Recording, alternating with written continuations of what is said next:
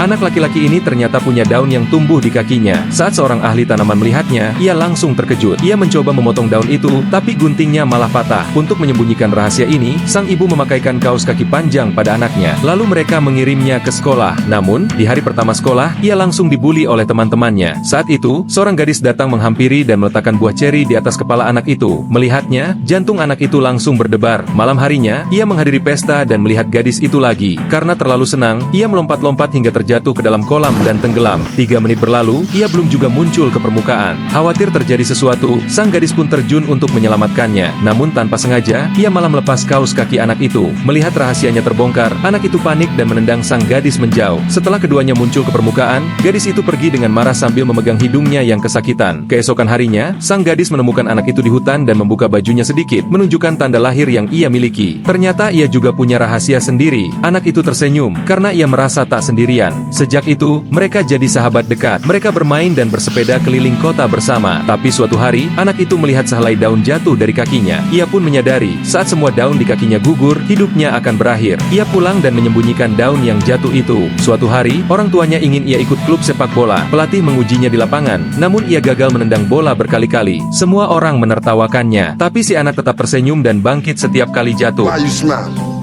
I can only get better. Ucapan itu menyentuh hati pelatih, dan ia pun menerima anak itu ke dalam tim. Sejak itu, ia berlatih dengan keras dan menguasai teknik menendang. Saat pertandingan sekolah digelar, ia masuk lapangan dan melihat sang gadis mengangkat papan dukungan. Dan saat itulah, ia berubah seperti Lionel Messi, melewati pemain demi pemain, lalu mencetak gol lewat tendangan salto yang indah. Semua orang bersorak untuknya. Saat pulang, satu daun lagi gugur. Ia menyembunyikan daun itu di bawah kakinya agar tak ketahuan. Hari demi hari berlalu, hingga tinggal satu daun terakhir yang tersisa. Orang tuanya akhirnya mengetahui rahasia itu, dan ia harus berkata jujur, hidupnya akan segera berakhir. Ketika daun terakhir jatuh, ia tahu waktunya telah tiba. Tapi sebelum semuanya berakhir, anak itu memberikan daunnya kepada sahabat paling berharga dalam hidupnya.